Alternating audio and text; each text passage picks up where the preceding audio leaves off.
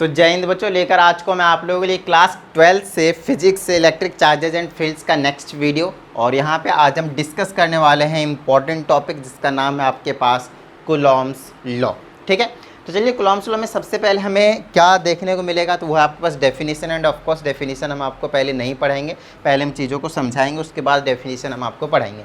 तो Coulomb's law के अंदर आपके पास दो चार्ज दिए हुए हो सकते हैं। यस, दो चार्ज दिए हुए हो सकते हैं, ध्यान से समझिएगा।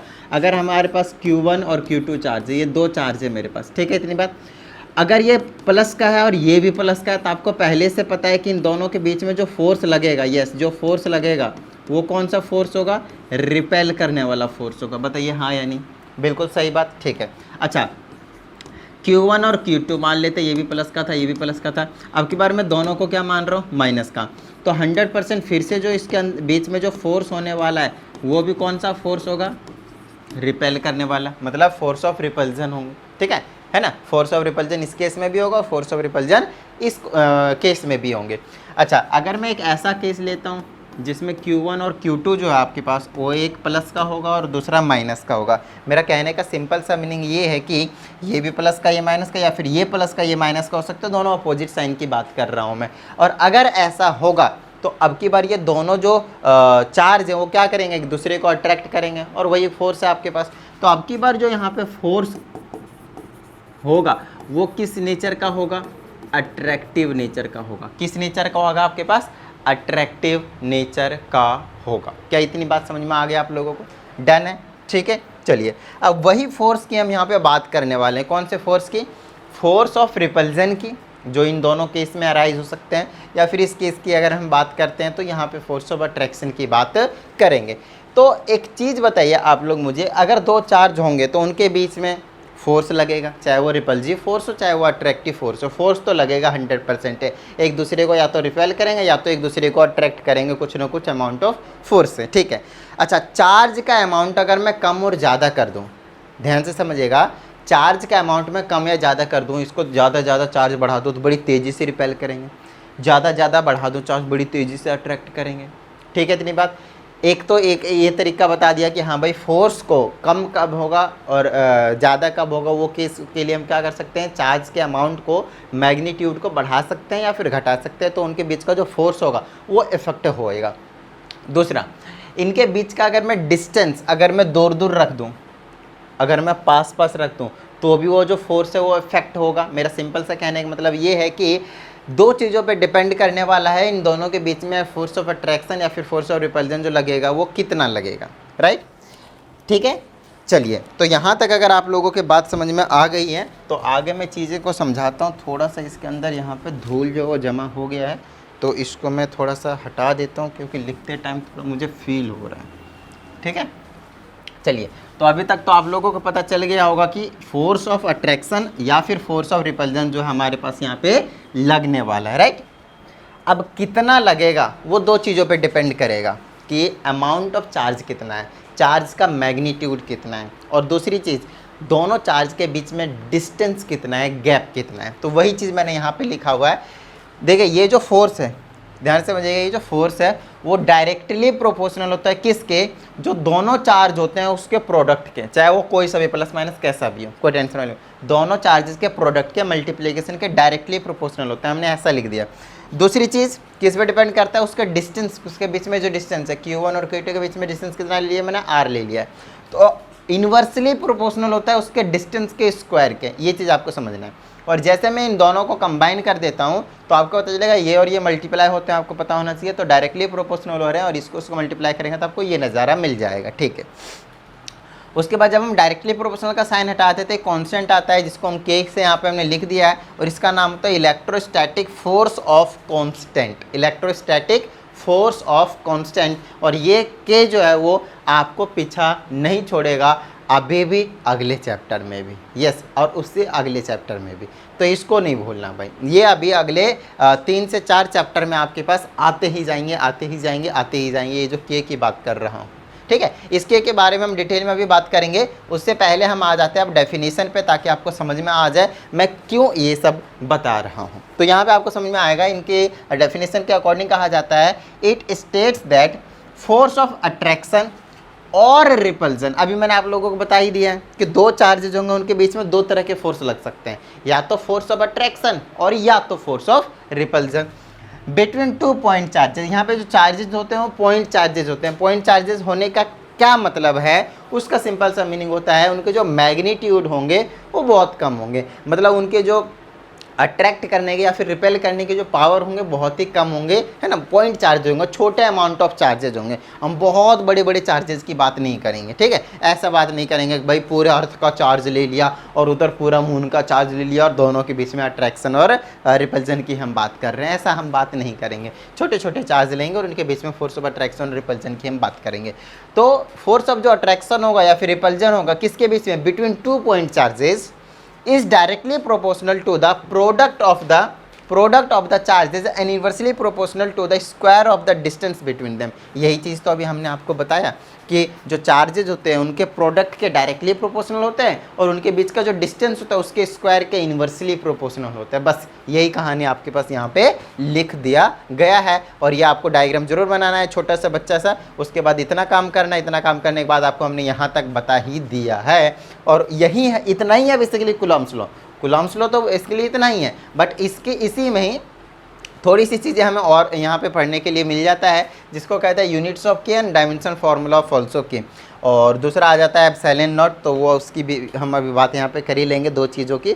तो सबसे पहले के की बात करते हैं। देखिए हम अगर यहाँ पे बात करते हैं तो यहाँ पे जो हमारे लिए नॉन क्वांटिटी वो एक तो एफ फोर्स जिसकी एसआई यूनिट न्यूटन होती है, पहले से आपको मालूम है।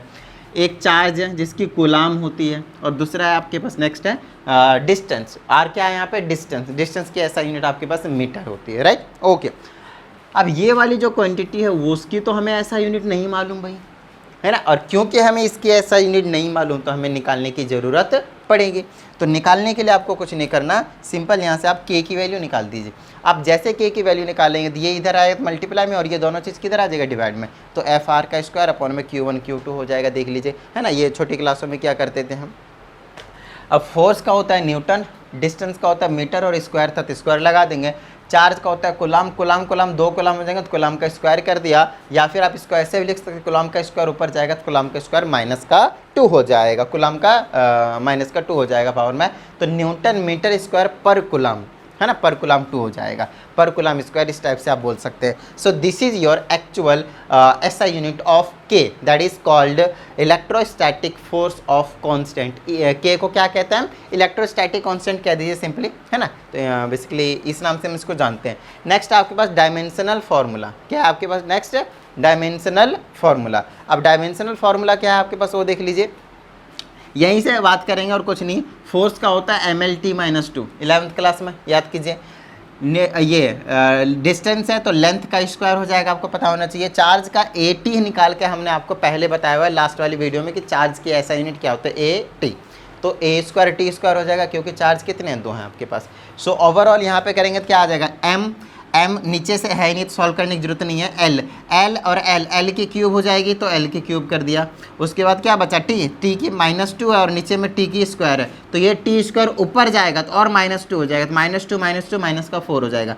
A² नीचे था तो ऊपर ले गया तो A की पावर -2 कर दिया। सो this is your dimensional formula. क्या इतनी बात समझ में आ गई आप लोगों को, डन है। चलिए आपको एक चीज़ और बात याद रखनी, वैल्यू ऑफ के बहुत ज़्यादा इंपॉर्टेंट है। जितने भी आप न्यूमेरिकल सॉल्व करेंगे, यस जितने भी आप न्यूमेरिकल सॉल्व करेंगे वहाँ पे हम इसका जो यूज़ है वो करने वाले हैं, ठीक है। इतनी बात, गॉट इट। और ये के की जो वैल्यू है, कांस्टेंट की जो वैल्यू है वो फिक्स है तो हमें ज़्यादा टेंशन लेने की कोई ज़रूरत नहीं है। तो 9 × 10 की पावर 9 और यूनिट हमने आपको बता ही दिया, तो यूनिट भी आपको ध्यान रखना है। कई बार 1 मार्क्स में ये चीज़ जो है वो पूछी गई है। क्या क्या पूछी गई है, 3 चीज़ें। के बारे में, इलेक्ट्रोस्टैटिक फोर्स ऑफ कांस्टेंट के बारे में 3 चीज़ें पूछी गई है। पहला ऐसा यूनिट, दूसरा dimensional formula and third one is value. Yes, ये 3 चीज़ों के बारे में पूछा गया है 1 मार्क्स के क्वेश्चन में। तो ध्यान रखना, यहाँ से 1 मार्क्स वाले क्वेश्चन जो है वो बनकर आ जाते हैं। ओके, तो यहाँ पे वैल्यू के बाद हमारे पास आ जाता है जो के होता है।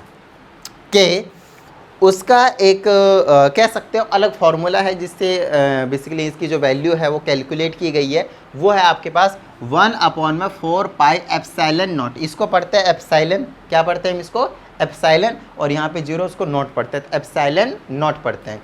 इसका नाम है electrical permittivity of free space, समझिएगा। सिंपल इसको आप परमिटिविटी बोलिए। और क्योंकि हम इलेक्ट्रिक चार्जेस की बात कर रहे हैं, इलेक्ट्रोस्टैटिक की बात कर रहे हैं, तो इलेक्ट्रिकल बोल दिया, तो इलेक्ट्रिकल परमिटिविटी कि कितने इलेक्ट्रिक फील्ड को ये अपने अंदर से परमिट करने वाला है। सिंपल से ये कुछ इस तरह से आप समझ सकते हैं। परमिट का मतलब अपने अंदर से परमिशन देना। अगर एक कंडक्टर है तो वो कंडक्ट कर रहा है या नहीं कर रहा, परमिशन दे रहा है या फिर नहीं दे रहा, तो हाँ वही दे रहा है। तो सिंपल से वही लॉजिक और कुछ नहीं।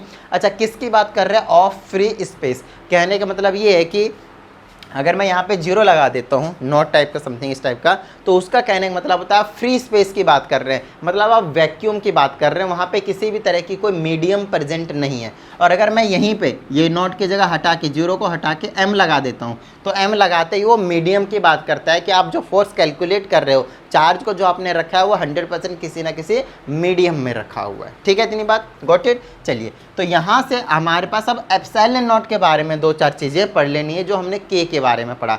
सेम चीज़ें जो आपने एप्सिलॉन नॉट के बारे में पढ़ा, वही चीज़ हमें एप्सिलॉन नॉट के बारे में भी जानना है। SI unit, value, dimension formula, और कुछ नहीं। ठीक है, इतनी बात। चलिए आगे की बात कर लेते हैं यहाँ से। तो एप्सिलॉन नॉट की अगर मैं वैल्यू निकालता हूँ तो एप्सिलॉन नॉट यहाँ चला जाएगा कि यहाँ आ जाएगा, क्रॉस मल्टीप्लाई करते ही तो 1/4 पाई की आ गया। आपको पता होना चाहिए कि 4 पाई की कोई यूनिट नहीं होती, वो कांस्टेंट नंबर है ना, ना डायमेंशनल फार्मूला होती है, ना ही हमारे पास कोई उसकी यूनिट होती है। तो हमारे पास जो एप्सिलॉन नॉट की जो यूनिट निकल कर आने वाली है वो क्या हो जाएगी? जो के की होती थी उसी को मैं ऊपर ले जाऊंगा तो साइन चेंज हो जाएंगे उनके पावर्स के। तो न्यूटन मीटर स्क्वायर पर कूलम स्क्वायर होता था, तो न्यूटन सिर्फ न्यूटन होता तो न्यूटन की -1 हो जाएगी, क्योंकि नीचे से ऊपर गया। नहीं पता चल रहा है, मैं लिख के बताता हूँ।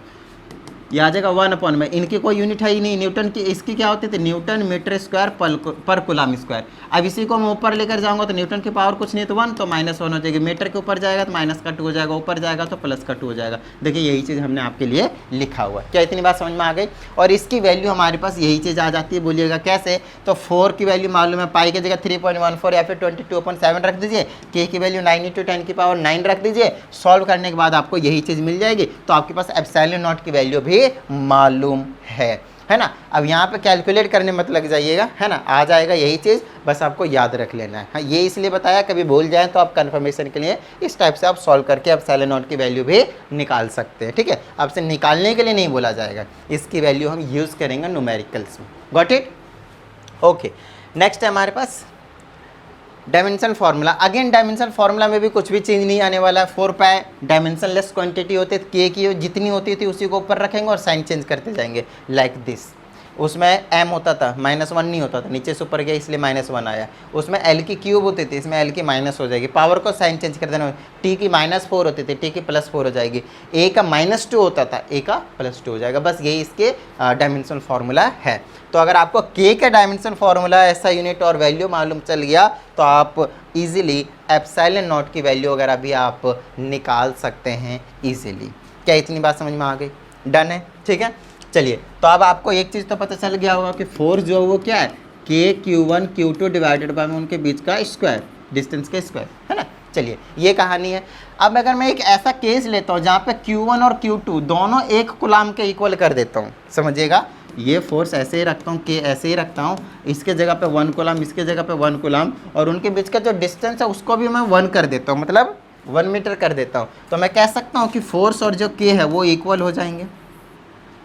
क्या मैं ये कह सकता हूँ कि जो फोर्स है वो क्या हो जाएंगे? इक्वल हो जाएंगे। और आपको पता है के की वैल्यू कितनी है? 9 × 10⁹। तो फोर्स जो लगेगा उनके बीच में वो कितना लगेगा? इतना ही न्यूटन का लगेगा। बोलिए हाँ या नहीं? बोलिए हाँ या नहीं? सिंपल सी लॉजिक है ना। तो अगर आपसे ये कहा जाए कि मेरे पास 2 चार्ज हैं, सुनिएगा मेरे पास ध्यान से, मेरे पास अगर 2 चार्ज है और उनके बीच में 9 × 10⁹ न्यूटन फोर्स लग रहा है, तो बताइए उनके बीच का डिस्टेंस कितना है, और बताइए उनके बीच, उनके बीच जो चार्जेज हैं उनके मैग्नीट्यूड क्या है, उनके बीच का डिस्टेंस क्या है और उनके जो चार्जेज हैं उनके मैग्नीट्यूड क्या है। तो आप क्या कह देंगे? सारे के सारे यूनिटी हैं, 1 1 1 1। ठीक है, चाहे वो मीटर में हो सकते हैं, सेंटीमीटर में हो सकते हैं, दैट विल डिपेंड, है ना, क्योंकि हर केस में आपके पास वही चीज़ आने वाला है। वैसे हम बात करेंगे तो ऐसा यूनिट की ही बात करेंगे, क्योंकि सारी चीज़ें ऐसा यूनिट के हिसाब से लिया गया है। ठीक है, इतनी बात। तो मीटर में ही और कुलाम में ही आप बेसिकली रख दीजिएगा। तो ये कहानी हो गई आपको। एक यहाँ से एक चीज़ तो पता चली गया कि F इक्वल टू क्या आएगा, फोर्स इतना न्यूटन लगेगा। ठीक है, दूसरा केस क्या है आपके पास? तो दूसरा केस आपके पास if Q1 Q2 is greater than 0। है यहाँ पे ये जो केस है, ये जो मैं करवा रहा हूँ ना, उसे हम कहते हैं कॉन्सेप्चुअल क्वेश्चन। ये कोई मैं वैसे हवा में नहीं करवा रहा हूँ या फिर कोई फालतू चीज़ नहीं है जो मैं आपको करवा रहा हूँ। ये है कॉन्सेप्चुअल क्वेश्चन, जिसको ये सारी चीज़ें समझ में आ गई ना, वो पेपर को फोड़ देगा, चाहे वो किसी भी टाइप का, कहीं का भी कोई सा भी पेपर हो। चीज़ें समझ में आ रही है ना? ये जो टॉपिक मैं आपको करवा रहा हूँ, इस टॉपिक से अगर क्वेश्चन आया तो फिर उस क्वेश्चन को वो फोड़ देगा। चीज़ों को ध्यान रखिएगा, ठीक है? चाहे वो न्यूमेरिकल हो, चाहे वो कॉन्सेप्चुअल क्वेश्चन हो, चाहे वो थ्योरेटिकल क्वेश्चन हो, चाहे वो डेफिनेशन की बात कर ले, चाहे वो इक्वेशन की बात कर ले। ठीक है, तो यहाँ पे if Q1 Q2 is greater than 0 it means F is repulsive. अब ये बात कैसे हमें समझ में आती है, इसके बारे में बात कर लेते हैं। एक बात बताइए, हमें पता है F is equal to K Q1 Q2 divided by में R का स्क्वायर होता है। एक बात बताइए, K तो आपकी वैल्यू फिक्स है जो कि पॉजिटिव होती है, 9 × 10⁹। ठीक है, हमें पता है।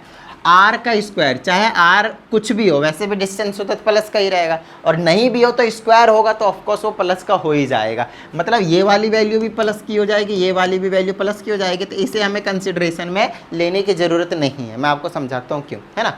इसको हटा दीजिए थोड़ी देर के लिए। तो फोर्स किस पे डिपेंड कर रहा है? डायरेक्टली Q1 और Q2 पे, अगर मैं पॉजिटिव नेगेटिव की बात करता हूँ तो।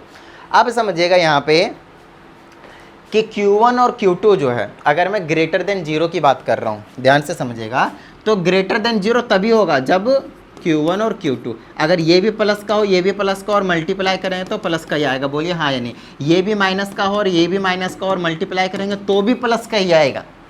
चीज़ों को समझिएगा, दोनों चार्ज अगर मेरे पास प्लस के हुए तो भी मुझे प्लस का ही मिलेगा, दोनों चार्ज अगर माइनस के हुए तो भी मुझे प्लस के ही मिलेंगे। मल्टीप्लाई करके माइनस माइनस कैंसिल आउट हो जाते हैं। ठीक है सर, दोनों केस में अगर प्लस मिलता है तो वो फोर्स वैसे भी रिपल्सिव होगा। क्यों? क्योंकि दोनों सेम साइन वाले हैं, रिपल्सिव फोर्स होंगे ना।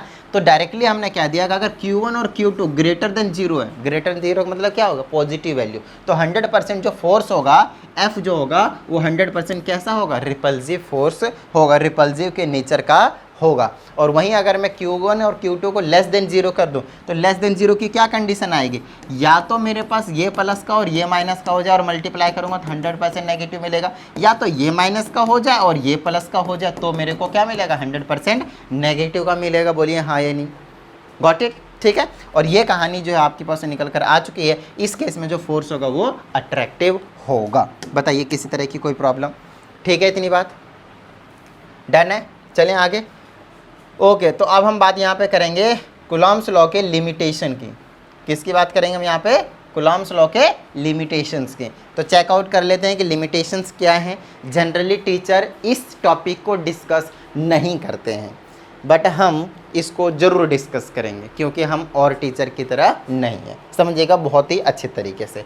इसमें कहा जाता है लिमिटेशंस ऑफ कूलॉम्स लॉ में, charges must be static at least 1। अब चीज़ों को समझिएगा, इसमें कहा जाता है जो चार्ज होने चाहिए, कूलॉम्स लॉ अगर आप लगाना चाहते हैं तो आप तभी लगा सकते हैं जो चार्जेज होंगे Q1 Q2 वो रेस्ट पे होने चाहिए। स्टैटिक का मतलब होता है रेस्ट, तो रेस्ट पे होना चाहिए। साथ में ब्रैकेट में लिख दिया एट लीस्ट 1। अब इसका कहने का मतलब ये है कि ऐसा भी नहीं है कि दोनों के दोनों चार्ज, या फिर आप 3 चार्ज 8 चार्ज 10 चार्ज की बात कर रहे हो तो सारे के सारे रेस्ट पे होने चाहिए, नहीं।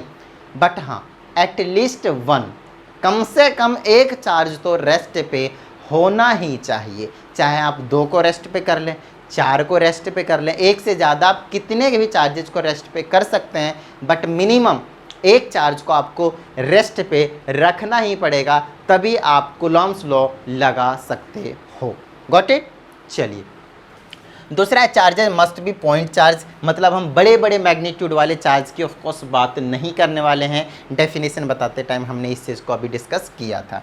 नेक्स्ट आपके पास separation between the charges should be small. अब ऐसा भी नहीं है कि हमें एक चार्ज पाकिस्तान में रखा है और एक चार्ज अफ़गानिस्तान में रखा है और दोनों के जो बीच में है वो मैग्नीट्यूड, क्योंकि पॉइंट चार्ज है, बहुत छोटे चार्ज है, उनके बीच में हम फोर्स कैलकुलेट करने बैठ गए। तो ऐसा भी नहीं होगा, है ना। तो ऐसा ही थोड़ा सा समझना पड़ेगा कि डिस्टेंस भी उनके बीच में छोटा होना चाहिए, कम होना चाहिए। Got it. तो ये जो 3 पॉइंट हमने आपको लिखकर यहाँ पे बताएं लिमिटेशंस ऑफ कूलम्ब्स लॉ, उसको बहुत ही अच्छे तरीके से आपको ध्यान में रखना है। हालांकि एक न्यूमेरिकल भी करवाऊंगा जिसमें एक चार्ज को मैं रेस्ट पे रखूँगा और एक चार्ज को चारों साइड घुमाऊँगा, तो आपको अच्छे से समझ में आ जाएगा। Got it. चलिए नेक्स्ट आपके पास डाई इलेक्ट्रिक कांस्टेंट, इसी टॉपिक से थोड़ा सा रिलेटेड है, तो साथ में हम इसको डिस्कस कर लेते हैं कूलम्ब्स लॉ के साथ, ताकि आपको इजीली समझ में आ जाएगा। ठीक है, देखिए डाइलेक्ट्रिक कांस्टेंट को हम रिलेटिव परमिटिविटी के नाम से भी जानते हैं। हम इसको रिलेटिव परमिटिविटी के नाम से भी जानते हैं, और ये कुछ और नहीं आपका के है। बोलिए क्या है ये? के है। बोलिए क्या है ये? के है। समझ में आ गई इतनी बात? डन है। चलिए अब इसकी डेफिनेशन फिर से ना पढ़कर मैं आपको डायरेक्टली लेकर चलता हूँ, फिर आपको डेफिनेशन आपको बताऊंगा तो अच्छे से समझ में आ जाएगा। ठीक है, सबसे पहले समझिए, अगर मैं वैक्यूम की बात करता हूँ या फिर सिंपली वही फ्री स्पेस की बात करता हूँ, तो आपको पता होना चाहिए जो फोर्स लगेगा ये कैसे है वो समझाता हूँ मैं एक बार, घबराना नहीं है। हमें पता है फोर्स का फॉर्मूला आता है के Q1 Q2 डिवाइडेड बाई में आर का स्क्वायर। हमने आपको के की वैल्यू बता रखा है ना, 1/4 पाई एप्सिलॉन नॉट होता है। अच्छा, ये एप्सिलॉन नॉट हमने आपको तभी बताया है जब वो फ्री स्पेस की बात करें, और यहाँ पे हम फ्री स्पेस की बात कर रहे हैं, तो फोर्स भी कौन सा होगा? फ्री स्पेस वाला। Got it. और अगर मैं यहीं पे मीडियम इंक्लूड कर दूं तो यहाँ पे m लग जाएगा और यहाँ पे भी क्या लग जाएगा? m लग जाएगा, और वो आपको नीचे वाली लाइन में देखने को मिल जाएगा। देख लीजिए सेम सेम। तो ये हो गया फ्री स्पेस वाला फोर्स कितना लग रहा है दोनों पॉइंट चार्जेस के बीच में, और यहाँ पे मीडियम में दोनों चार्जेस के बीच में कितना फोर्स लग रहा है। फर्स्ट इक्वेशन है, ये सेकंड इक्वेशन है। आप किसी से भी किसी को भी डिवाइड कर सकते हैं, कोई बड़ी वाली बात नहीं है, बट हाँ फर्स्ट और सेकंड को जैसे मैं डिवाइड करता हूँ तो मेरे पास ऐसे नज़ारे मिलेंगे। F0 बाय में FM, इधर दिस डिवाइडेड बाय दिस कर दिया, दिस डिवाइडेड बाय दिस कर दिया, F0 बाय FM। और अगर मैं इसको डिवाइड करता हूँ, ध्यान से देखिएगा, रेसिप्रोकल होंगे तो सारी चीज़ें कट जाएगी, बट एप्सिलॉन नॉट ऊपर चली जाएगी और एप्सिलॉन m ऊपर चली जाएगी और एप्सिलॉन नॉट जो है वो नीचे का आ जाएगी। ये वाली डिवीजन आप करके देख लीजिएगा, मैं करके एक बार चलिए बता ही देता हूँ। Q1 Q2 डिवाइडेड बाय में 4 पाई एप्सिलॉन नॉट के साथ क्या आर का स्क्वायर। अब इसको हमें डिवाइड करना है इससे, जब डिवाइड करते हैं तो रेसिप्रोकल हो जाते हैं मल्टीप्लाई में आकर, तो मल्टीप्लाई में ये ऊपर चले जाएंगे, तो 4 पाई एप्सिलॉन m आ जाएगा और आर का स्क्वायर, और डिवाइडेड बाय में वही Q1 Q2, वही सेम सारी चीज़ें रहेंगी। तो देखिए इससे ये उड़ गया, 4 पाई से 4 पाई उड़ गया, आर स्क्वायर से आर स्क्वायर उड़ गया, ऊपर क्या बचा? एप्सिलॉन नॉट और एप्सिलॉन m, और नीचे क्या बचा? Epsilon not. देखिए यही चीज़ बच गई। चलिए अब ये वाली जो चीज़ होती है, ये वाली जो चीज़ होती है उसी को कहा जाता है रिलेटिव परमिटिविटी, या फिर इसको के, अभी बताया ना मैंने, इसको क्या नाम बोलते हैं? के, या फिर एप्सिलॉन आर से हम इसको रिप्रेजेंट कर देते हैं, रिलेटिव परमिटिविटी। ये परमिटिविटी है, तो एक दूसरे के रिस्पेक्ट में जब हम बात करते हैं तो रिलेटिव हो जाता है, रिलेटिव परमिटिविटी का नाम दिया गया है, या फिर सिंपली आप उसे के से भी बुला सकते हैं। Got it. चलिए अब अगर मैं आप लोगों को डेफिनेशन पढ़ाऊं तो आपको इजीली समझ में आ जाएगा, इसको क्या कहते हैं? Relative permittivity. ठीक है, अब रिलेटिव परमिटिविटी किसके इक्वल है? एप्सिलॉन नॉट परमिटिविटी मीडियम वाला, और परमिटिविटी किसका? यस, फ्री स्पेस वाला। आप डेफिनेशन पढ़िए, अब आपको समझ में आएगा, इजीली समझ में आएगा। यहाँ पढ़िए, it is defined as the ratio of absolute permittivity of medium to the absolute permittivity of free space. जो बिल्कुल एग्जैक्ट फिक्स वाली वैल्यू है मीडियम वाली, उसी को डिवाइड कर दीजिए फ्री स्पेस वाली से, तो आपको आ जाएगा relative permittivity, and this is called dielectric constant. वही चीज़ें, कुछ अलग नहीं है। ठीक है, चलिए अब हमें पता है कि ये दोनों चीज़ किसके इक्वल आ गया, ये वाली जो दोनों चीज़ें वो किसके इक्वल आ गए? के इक्वल। तो मैं इस चीज़ को भी के इक्वल रख सकता हूँ। देखिए जैसे यहाँ रखा तो F0 किसके इक्वल आ गया? के टाइम्स FM, या फिर इसको भी रख सकता हूँ मैं इस टाइप से।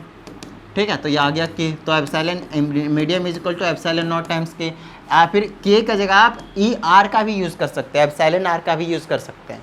ठीक है ना, घर की बात है, एप्सिलॉन R का भी आप यूज़ कर सकते हैं। ठीक है, ओके। अब नेक्स्ट की बात करते हैं, तो यहाँ से हम एक चीज़ कह सकते हैं, आप ऐसी भी डेफिनेशन बना सकते हैं रिलेटिव परमिटिविटी की, it is defined as the force, yes force of, it is defined as the ratio of force in free space to the force in medium. Yes, ऐसे भी डिफाइन कर सकते हैं, या फिर परमिटिविटी के टर्म में या फिर फोर्स के टर्म में, ये दो डेफिनेशन बना सकते हैं। ठीक है ना, रेशियो करके। और ये जो फ्री स्पेस वाला जो फोर्स होगा वो क्या होगा? के टाइम्स होगा किसके? FM के, जो मीडियम वाला फोर्स होगा। यहाँ से क्रॉस मल्टीप्लाई करके हमने पता कर लिया, और वही चीज़ हमने यहाँ पे आपके सामने लिख दिया है कि जो फोर्स इन फ्री स्पेस होगा वो दैट विल बी द के times force in medium, force in medium. ठीक है, चलिए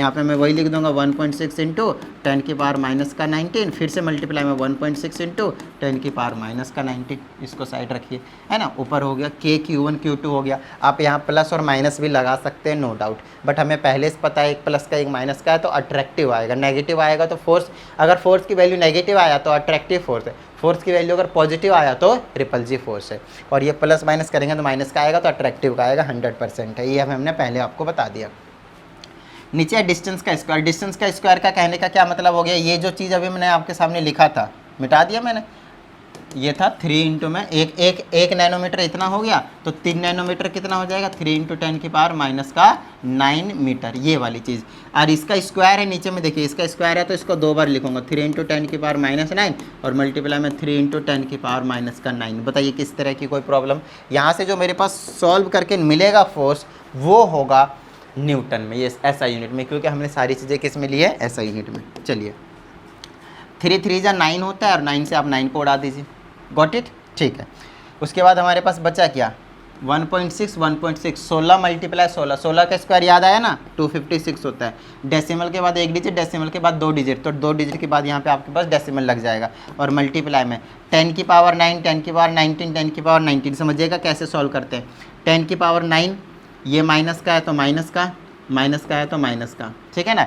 और ध्यान रखिएगा जब नीचे से ऊपर आता है ना तब साइन चेंज होता है, ऊपर वाले सारे प्लस होते हैं, यहाँ पे अगर मैं इनको प्लस भी करूँगा तो बीच में माइनस आ ही जाएगा, नो डाउट। अब नीचे वाला ऊपर जाएगा तो प्लस का 9 हो जाएगा इसका पावर, और इसका पावर जाएगा तो प्लस का 9 हो जाएगा, ठीक है इतनी बात। अब इनको हमें सॉल्व कर देना और हमारा जो काम है वो बन जाएगा। तो फोर्स हो जाएगा 2.56 इंटू में 10 की पावर, सॉल्व करते हैं, 19 19 38 हो गया, माइनस का 38, ठीक है। और 9 9 9 तीनों प्लस के हैं तो 27 हो गए। अब इनको सॉल्व कर दीजिए, कितना आ जाएगा, इधर बच गए 3 और 8 11 बच गया माइनस का, तो माइनस का 11 आ गया। बस इतना न्यूटन जो है आपके पास वो फोर्स जो है वो निकल कर आ गया। इन दोनों ही एक प्रोटॉन और एक इलेक्ट्रॉन के बीच में हमेशा इतना फोर्स लग रहा होता है। बताइए किसी तरह की कोई भी प्रॉब्लम भाई नहीं ना? नोट डाउन कर लीजिए फिर, है ना? छोटा सा क्वेश्चन था। अब कुछ इसी तरह के आपको आगे को जो क्वेश्चन है वो देखने को मिलेगा।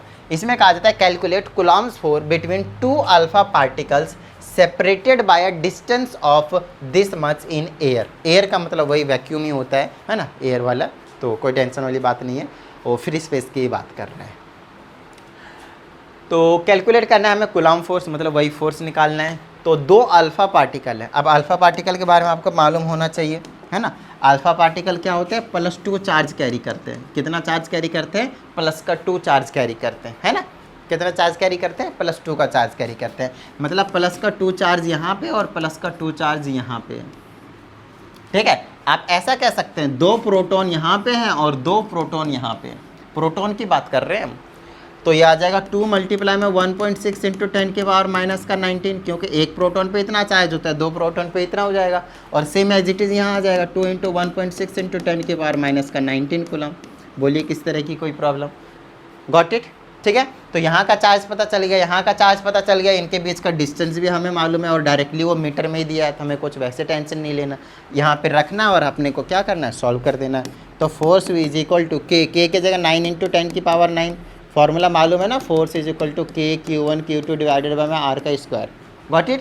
और इंटू में Q1 कितना रहेगा? ये वाली 2 से इसको मल्टीप्लाई कर दूंगा तो 3.2 हो जाएगा, और इंटू में 10⁻⁻⁻⁹ वही सेम वहाँ भी रहने वाला 3.2 इंटू 10⁻⁻⁹। बोलिए हाँ या नहीं? यहाँ तक क्लियर है? ठीक है, कैलकुलेशन पे थोड़ा सा प्रॉपर तरीके से ध्यान देना है। जहाँ तक मेरा ऑब्जर्वेशन है, जो मैं अभी तक देख पा रहा हूँ, वो यही होता है कि 12 तक आ तो जाते हैं बच्चे, लेकिन उनको अभी तक भी कैलकुलेशन करना नहीं आता। रीज़न सिंपल होता है क्योंकि उन्होंने पहले से किसी भी तरह का न्यूमेरिकल का प्रैक्टिस नहीं किया होता है और कुछ नहीं, ठीक है ना? और नीचे डिस्टेंस का स्क्वायर मतलब यही चीज़ 2 बार लिखी जाएगी, तो 3.2 इंटू 10⁻⁻⁻⁵ फिर से मल्टीप्लाई में 3.2 इंटू 10⁻⁻⁵। Got it? चलिए अब इसको सॉल्व कर देंगे। तो आपको पता होना चाहिए इससे ये उड़ जाएगा और इससे ये उड़ जाएगा, तो ऊपर बचेगा 9 और मल्टीप्लाई में 10 की पावर, ये 9 बचा, ये माइनस का 19 ऐसे रहेगा, ये माइनस का 19 ऐसे रहेगा, ये माइनस का ऊपर जाएगा तो प्लस का 15 हो जाएगा, ये माइनस का ऊपर जाएगा तो प्लस का 15 हो जाएगा। चलिए फोर्स इज इक्वल टू में कितना आ जाएगा? 9 इंटू में सॉल्व कर दीजिए, इसको सॉल्व करेंगे तो 38 आएगा माइनस का, और 15 15 30 और ये आ जाएगा 39। ठीक है, तो ओवरऑल सॉल्व करके कितना बचा? सिर्फ 1 बचेगा मेरे पास। कितना बचेगा? 1 बचेगा। तो 10 की पावर कितना आ गया? 1। तो इससे इसको करेंगे तो फोर्स कितना आ जाएगा इनके बीच में? 90 न्यूटन का फोर्स लग जाएगा और कुछ नहीं। 90 न्यूटन का फोर्स लग जाएगा भाई, और कुछ नहीं। समझ में आई इतनी बात? देखिए कुछ ना छोटा छोटा सा क्वेश्चन अभी दे रहा हूँ मैं आप लोगों को, क्योंकि स्टार्टिंग में आप लोगों के लिए बस ऐसे ही क्वेश्चन में ना थोड़ा सा फील आएगा, थोड़ा सा आपका इंटरेस्ट भी बन सकता है। इस टाइप के क्वेश्चन अगर आप सॉल्व करते हैं, आंसर इजीली सॉल्व हो जाते हैं। स्टार्टिंग के हैं ये, धीरे धीरे लेवल जो है वो ऑफकोर्स बढ़ेगा।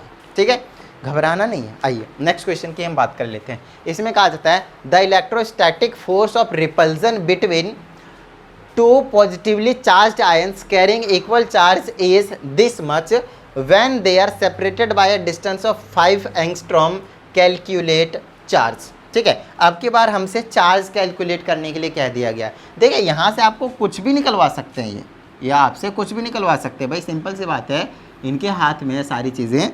तो हम क्या आपको बताना चाह रहे हैं, वो ये बताना चाह रहे हैं कि फोर्स का फॉर्मूला होता है कि Q1 Q2 डिवाइडेड बाय में R का स्क्वायर। अब समझिएगा यहाँ पे जनरली आपके सामने 3 क्वेश्चन बनते हैं कूलम्ब्स लॉ पे। यहाँ पे 3 क्वेश्चन। पहला जो कैलकुलेशन की बात कर रहा हूँ, वो पहला आपसे वो फोर्स निकलवा लेगा जो अभी मैंने आपसे पिछले 2 क्वेश्चन में निकलवाया है। दूसरा अगर आप यहाँ पे देखें तो आपसे चार्ज कैलकुलेट करवा सकते हैं, ये वाला Q1 या फिर Q2, या फिर दोनों को इक्वल बोल देंगे तो सिंपल Q, एक ही बात है। और तीसरा इन दोनों के बीच का क्या डिस्टेंस है वो कैलकुलेट करवा सकते हैं। के आपसे कैलकुलेट नहीं करवाएंगे, सिंपल सी बात है, क्योंकि के एक कॉन्स्टेंट वैल्यू है और उसकी वैल्यू आपको पहले से ही मालूम है, राइट। तो आपके पास 3 तरह के क्वेश्चन बन सकते हैं, जिसमें से आपको मैंने पहला फोर्स कैलकुलेशन करवा दिया। अब मैं आपको दूसरा करवाता हूँ कि चार्ज कैलकुलेशन कैसे करेंगे, और उसके लिए ये एक बढ़िया क्वेश्चन है। ठीक है, तो चलिए इस क्वेश्चन को हम निपटा देते हैं, तो आपको चार्ज कैलकुलेशन करना आ जाएगा। ओके हम कुछ नहीं करेंगे, जिसकी वैल्यू दी है वहाँ पे हम पुट कर देंगे और कुछ नहीं। देखिए इसमें क्या रखा है, electrostatic force of repulsion between two positively charge, मतलब यहाँ पे भी एक प्लस का चार्ज है और यहाँ पे भी एक प्लस का चार्ज है, कैरिंग इक्वल चार्जेस, यहाँ पे प्लस का क्यू, यहाँ पे प्लस का क्यू, दोनों के पास सेम चार्ज है। तो मैं Q1 और Q2 बोलने का कोई लॉजिक नहीं बनता, क्योंकि दोनों चार्ज के आपके पास इक्वल है, दोनों चार्ज के आपके पास इक्वल है। Got it. इज 3.7 इंटू 10 की पावर माइनस का 9 न्यूटन, मतलब इन दोनों इक्वल चार्ज के बीच में जो फोर्स ऑफ रिपल्जन होंगे, ऑफकोर्स फोर्स ऑफ रिपल्जन होंगे, वो कितना है, 3 इंटू 10 की पावर माइनस 9 न्यूटन है। न्यूटन से पता कीजिएगा क्या दे रखा है, उनके यूनिट से, क्योंकि कई बार बच्चे पढ़ते पढ़ते गायब हो जाते हैं, समझ नहीं आता क्या दिया है क्या नहीं दिया है। तो इसके जगह मैं रख दूंगा 3.7 इंटू में 10 की पावर माइनस का 9, ठीक है। के की वैल्यू आपको मालूम है 9 इंटू 10 की पावर 9 इंटू में चार्ज क्यू, तो क्यू का स्क्वायर कर दो, मैं किस तरह की कोई प्रॉब्लम तो नहीं, ये वाला चार्ज सेम है ना, तो क्यू मल्टीप्लाई क्यू का स्क्वायर डिवाइडेड बाय डिस्टेंस का square, separated by a distance of 5 angstrom करा हुआ है, देखिएगा अच्छे से 5 एंगस्ट्रॉम। अब ये एंगस्ट्रॉम क्या भला है, तो एंगस्ट्रॉम का मतलब होता है 10 की पावर माइनस का 10, ठीक है। और यहाँ पे जनरली हम किसकी बात करेंगे, मीटर की बात करेंगे, ठीक है ना। तो एक एंगस्ट्रॉम मतलब 10 की पावर माइनस 10 मीटर, तो 5 एंगस्ट्रॉम किसके इक्वल हो जाएगा, 5 से मल्टीप्लाई कर दीजिए, 5 इंटू 10 की पावर माइनस 10 मीटर के इक्वल हो जाएगा। और यही वैल्यू आपको क्या करना है, यूज़ करना है, यहाँ पे पुट कर देंगे हम। तो क्योंकि स्क्वायर है तो हमें 2 बार लिखना पड़ेगा, 5 इंटू 10 की पावर माइनस 10 मल्टीप्लाई में 5 इंटू 10 की पावर माइनस का 10, ठीक है, इतनी बात, गॉट इट। चलिए अब हम इसको क्या करेंगे, सॉल्व कर देंगे। तो ये आ जाएगा मेरे पास, देखिए कुछ नहीं करेंगे, ये मल्टीप्लाई में तो सॉरी डिवाइड में तो इधर ले जाएंगे, मल्टीप्लाई में आ जाएगा 3.7 इंटू में 10 की पावर माइनस का 9 हुआ, और मल्टीप्लाई में ये आ जाएगा 5 इंटू 10 की पावर माइनस का 10, और फिर से मल्टीप्लाई में 5 इंटू 10 की पावर माइनस का 10, और इज इक्वल टू में क्यू का स्क्वायर बचेगा, और ये जो क्यू स्क्वायर के जो मल्टीप्लाई में वो नीचे आकर डिवाइड में हो जाएंगे, तो 9 इंटू 10 की पावर 9 बना लेगा, ठीक है, समझिएगा बहुत ही अच्छे तरीके से, ठीक है, इतनी बात। ओके तो ये मल्टीप्लाई डिवाइड में था, मल्टीप्लाई में आ गया, मल्टीप्लाई में था क्यू स्क्वायर के साथ, ये डिवाइड में आ गए, और क्यू स्क्वायर साइड कर दिया, क्योंकि हमें क्यू स्क्वायर ही चाहिए, है ना, क्यू चाहिए बेसिकली, स्क्वायर तो रूट में हम ले आएंगे बाद में। अब इसकी हम कैलकुलेशन करना शुरू कर देते हैं। तो उसके लिए हम क्या कर सकते हैं, देखिए हाँ 3.7 है, मल्टीप्लाई 5 25 कर देता हूँ, डिवाइडेड बाय में 9, ये तो नंबर्स की बात कर ली हमने, है ना, कि ये सारे नंबर है। अब मल्टीप्लाई में और क्या बचता है वो देखिए, 10 की पावर माइनस 9 है, माइनस 10 है, माइनस 10 है, और नीचे वाला ऊपर जाएगा तो माइनस का 9 है, ठीक है, यही चीज़ बच गया। सारे पावर को सॉल्व कर दिया, ऊपर वाले ऐसे लिख दिया, नीचे वाला साइन चेंज करके ऊपर लिख दिया, और मेरे पास ये इसको हमने यहाँ लिख दिया, 5 25 बना दिया, और कुछ नहीं।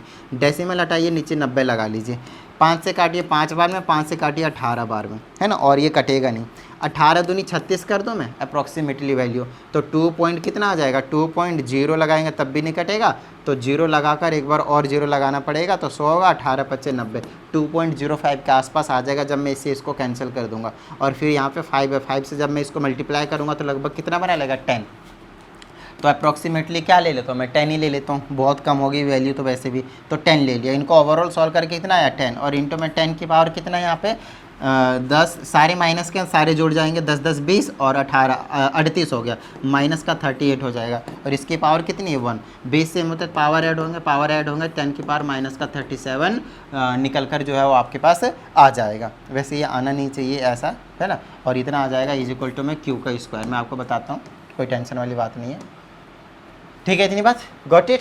चलिए तो यहाँ तक हमने सॉल्व कर लिया। अब इसके बाद की क्या प्रॉब्लम है, देखिए हमें क्यू की वैल्यू निकालनी है। ये जो क्यू स्क्वायर है वो किधर आएगा, इधर आएगा, तो रूट में कन्वर्ट हो जाएगा, तो 10 की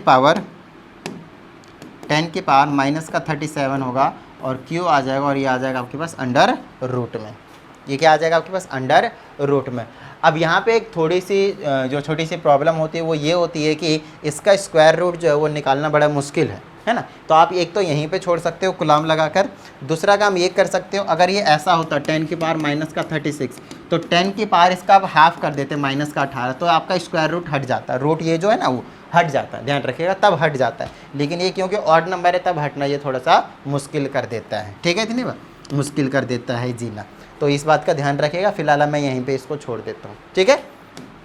चलिए तो उम्मीद करता हूँ ये वाला जो क्वेश्चन है वो भी आपको अच्छे से समझ में आ गया होगा। बाकी कैलकुलेशन एक बार देख लीजिएगा, अगर कहीं पे थोड़ा बहुत अगर मिस्टेक कर दिया होगा तो, ठीक है।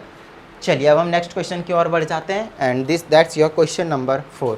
अब समझते हैं कि क्वेश्चन नंबर 4 में क्या कहानी है, वो कही है। बहुत ही अच्छे तरीके से समझना है, बड़े प्यार से आराम से समझते समझते आगे बढ़ना है आपको, ठीक है। थोड़ा सा मुझे लग रहा है कि ब्राइटनेस जो है वो ज़्यादा है, शायद थोड़ा सा कम कर देता हूँ इसमें। कम हुआ क्या? हो गया, ठीक है। तो यहाँ पे हमारे पास है a free pith ball A of 8 gram carries या पॉजिटिव चार्ज ऑफ। अब देखिए ऐसा बिल्कुल भी नहीं है कि हाँ यहाँ पे आपके पास कुलाम्स लॉ दिया और कुलाम्स लॉ के हिसाब से कभी फोर्स निकलवा लिया, कभी चार्ज निकलवा लिया, कभी डिस्टेंस निकलवा लिया। नहीं, इसमें आपके पास 11th वाले कंसेप्ट भी इंक्लूड कर सकते हैं। क्वेश्चन जो है वो हमारे पास 12th क्लास के, खास करके 12th क्लास के जो क्वेश्चंस बनते हैं वो कभी भी सिर्फ 12th क्लास वाले कंसेप्ट पे नहीं बनते हैं। 11th क्लास वाले कहाँ आके घुस जाएंगे आप कुछ नहीं बता सकते उसमें, यस आप कुछ नहीं बता सकते। तो चलिए मैं आपको समझाने की कोशिश करूँगा, यहाँ पे आपको भी समझना है बहुत ही अच्छे तरीके से। फिर ये पिथ बॉल, अच्छा सबसे पहले यही बता देता हूँ पिथ बॉल क्या होता है ये, है ना। पिथ बॉल आपके पास कुछ नहीं है, एक ऐसा बॉल है जिसको मान लीजिएगा मेटेलिक बॉल है। क्या है वो? मेटेलिक बॉल है ना, मेटल का बना हुआ बॉल है, या फिर एक बॉल है जिसके ऊपर मेटल की लेयर चढ़ा दी गई, बस इतनी सी बात समझ लीजिए, ठीक है। ऑफ 8 ग्राम, सिर्फ 8 ग्राम का बॉल है, तो हमने एक ए बोल दिया, जिसको हमने क्या बोल दिया, इसको ए बोल दिया, और इसका जो है वो कितना है 8 ग्राम है, मास कितना है इसका 8 gram. Carries positive charge of this much, इसके ऊपर प्लस का चार्ज है, प्लस का 5 इंटू में 10 की पावर माइनस का 8 कूलम है, ठीक है, इतना चार्ज है और प्लस का है। कहा जाता है what must be the nature and magnitude of charge that should be given to a second pith ball be fixed 5 centimeter below the former ball so that the upper ball is stationary। हाय हाय, अब हमसे कहा जाता है एक और ball है B, वो भी पिथ बॉल है, और उसमें हमें कितना चार्ज देना चाहिए और किस नेचर का देना चाहिए, सच दैट वो 5 सेंटीमीटर नीचे रखा जाए, 5 सेंटीमीटर नीचे रखा जाए, और ये वाला जो बॉल है हवा में है, वो हवा में ही रहे, वो इधर उधर कहीं ना जाए, वो स्टेशनरी हो जाए। मैं आपको समझाता हूँ। मान लेते हैं मेरे पास फ़िलहाल यहाँ पे 2 चीज़ है ना, एक ये फ़ोन है और एक ये मेरे पास क्या है, आपके पास रिमोट है। मान लेते हैं ये जो फ़ोन है वो आपके पास बॉल ए है जो कि यहाँ पे लटक रहा है, ये 8 ग्राम का है मान लेते हैं हम। दूसरा ये रिमोट है जो इसके ठीक 5 सेंटीमीटर में नीचे रखना चाहता हूँ, इसके ऊपर प्लस का चार्ज है और इतना चार्ज है, ये चीज़ आपको पता होना चाहिए, प्लस का चार्ज और इतना चार्ज वो होना चाहिए। तो हमसे पूछा जा रहा है कि ये जो नीचे वाला बॉल है, बॉल बी है, उस पर हम कौन से नेचर का चार्ज दें, प्लस का या माइनस का, और कितना चार्ज दें, यही पूछा है ना। Let me charge magnitude of charge, हाँ नेचर भी पूछा और मैग्नीट्यूड भी पूछा, मतलब कितना चार्ज इसके ऊपर दें और कौन से दें, पॉजिटिव का या नेगेटिव का, कि सच दैट ये जो ऊपर वाला बॉल ए है वो आपके पास मेंटेन यहीं पे स्टेशनरी रह जाए और कुछ नहीं, ठीक है इतनी बात।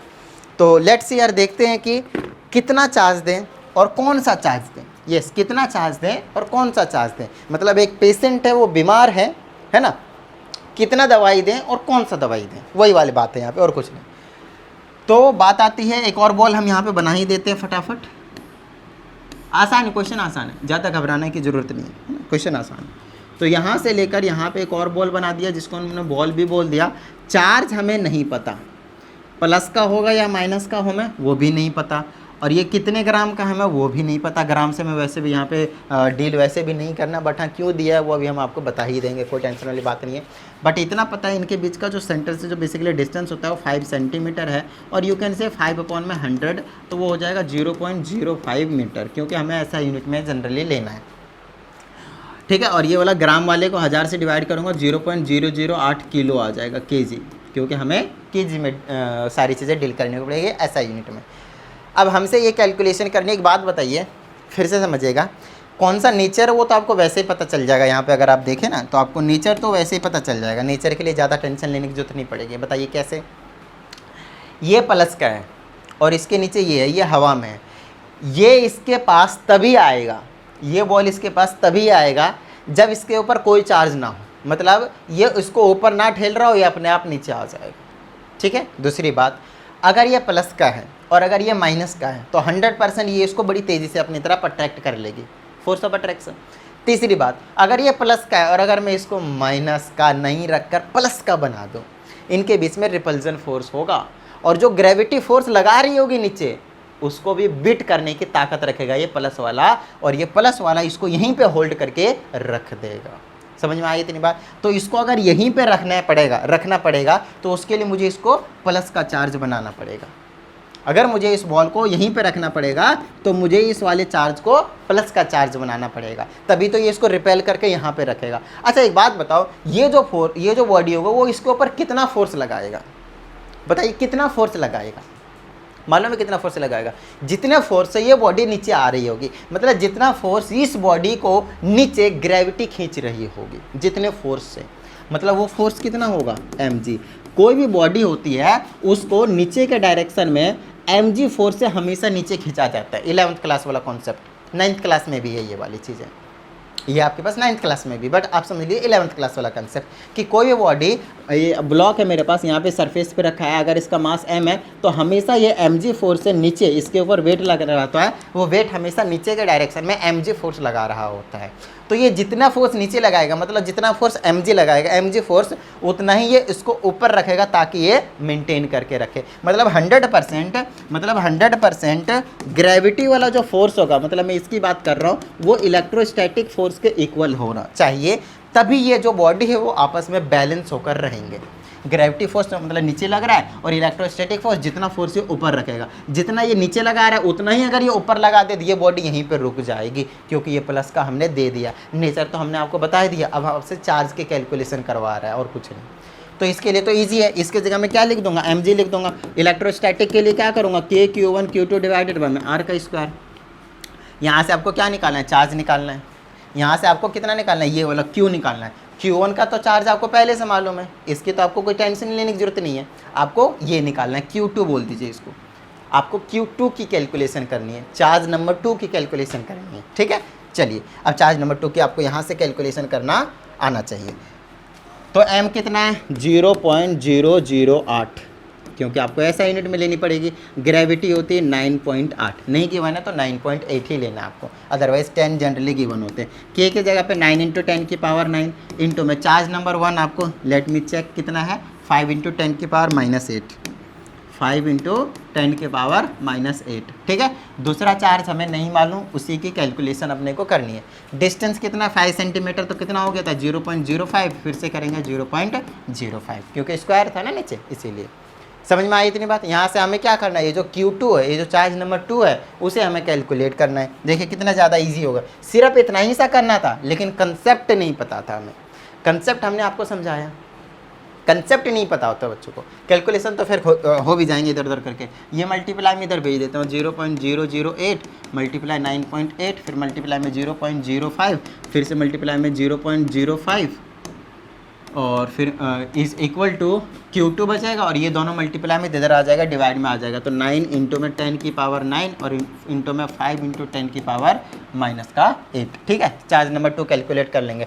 देखिए डेसिमल हटाएंगे तो नीचे 0 आता जाएगा, तो 10 की पावर में लगाते जाऊँगा। डेसिमल हटाया तो 3 यहाँ से आ जाएंगे, डेसिमल हटाए तो 1 यहाँ से आएंगे, 3 1 4 और 2 6 और 2 10 की पावर 8 आ जाएगा। डेसिमल ऊपर से हटाएंगे, 0 से नीचे लगेंगे ना, तो 1 में 10 0 8 0 लगाने के बजाय 10 की पावर 8 कर दिया मैंने, ठीक है। अब कैलकुलेशन के नाम पे ऊपर बच्चा 8 मल्टीप्लाई 98 मल्टीप्लाई 5 मल्टीप्लाई 5, और डिवाइडेड में क्या बचा? 9 बचे 45, नीचे में 45 हो गया। हाँ 5 से 5 को उड़ा ही देंगे, चलो उड़ा लेंगे, काट लेंगे। अभी फ़िलहाल मेरे पास ये बच गया 10 की पावर 9 इंटू में 10 की पावर -8 और मल्टीप्लाई में 10 की पावर 8। ये आपस में कट गए, वैसे भी 10 की पावर 0 बना देगा तो 1 हो जाएगा। 20 से मतलब पावर ऐड करेंगे, -8 + 8 ऐड करेंगे 0 बना देगा। सो ओवरऑल अभी मेरे पास यही बचा, 5 से इसको काट दूंगा, 9 बार में कट जाएगा, ठीक है। अब थोड़ा सा कैलकुलेशन, 8 बचे 40, ये आ गया 40 मल्टीप्लाई में 90 का 8 और डिवाइडेड बाय में 9, और ये इसको ऊपर लेकर जाऊँगा तो 10 की पावर -9, और इज इक्वल टू में चार्ज नंबर 2 है, वही चार्ज नंबर 2 की कैलकुलेशन करनी है और कुछ नहीं है। इसमें स्क्वायर नहीं बचा, ध्यान रखिएगा। ओके, तो अब यहाँ से बस काटापिटी करना है अपने को, और ज़्यादा कोई टेंशन ही नहीं लेना। इसे अगर मैं जनरली अगर मैं अप्रॉक्सीमेटली करता हूँ तो 9 10 90 आ जाएगा, लगभग 9 में 11 में 99 होता तो 11 बार मैं इसको कैंसिल आउट करता, 98 तो अप्रॉक्सीमेटली 10.99 आता, इससे मल्टीप्लाई करूँगा तो 11 चौक 44, 440 इंटू में 10 की पावर माइनस का 8 हो जाएगा, और यही चार्ज नंबर 2 ए अप्रॉक्स वैल्यू बोलूँगा मैं यहाँ, इसको मैं परफेक्ट नहीं बोलूँगा मैं, ये किसको क्या बोलूँगा मैं, अप्रॉक्स बोलूँगा। साइंटिफिक नोटेशन आपको पता होना चाहिए, एक नंबर के बाद आपके पास डेसिमल होना चाहिए, डेसिमल यहाँ पे है तो इसको यहाँ पे लाऊंगा तो 4.4 ले लूँगा, जीरो ना लो कोई टेंशन वाली बात नहीं, 10 की पावर जब लेफ्ट आती है जीरोज़ तो पावर प्लस होते हैं, पावर प्लस करेंगे 90 में प्लस 9 में प्लस 2 कर देंगे, 4.40 इंटू में 10 की पावर माइनस का 7, this is your charge number 2। मतलब जो नीचे जो बॉल थे आपके पास, जो सेकंड वाला बॉल था, बॉल नंबर जो बी था आपके पास, उसमें हम इतना जो चार्ज है वो देने वाले हैं, जितना भी आपके सामने मैंने यहाँ पे कैलकुलेट करके निकाल दिया। ये मिट कैसे रहा, ठीक है, जितना मैंने आपके सामने यहाँ पे कैलकुलेट करके निकाल दिया, ओहो इससे आएगा ऊपर, ठीक है। ये 4.4 इंटू में 10 की पावर माइनस का 7। उम्मीद करता हूँ ये वाला जो क्वेश्चन है वो भी आपको बहुत अच्छे तरीके से समझ में आ गया होगा। यस, आ गया होगा, समझ में आई इतनी बात हो। अब समझते हैं हम यहाँ पे क्या बात होने वाली है। ए पार्टिकल ऑफ मास m, ये जो क्वेश्चन है उसको देख के आपको डरना नहीं है, पहली बात यहाँ पे ये है, ठीक है। अभी बड़ा करके पढ़ लेता हूँ पहले, उसके बाद इसको सॉल्व करते जाएंगे। छोटी छोटी चीज़ें होती है, 11th क्लास वाली जो कई बार कंसेप्ट होता है ना, वो आपके पास आ जाते हैं और उसको हम थोड़ा सा यूज़ कर लेते हैं। थोड़ा सा मैं पानी पी लेता हूँ।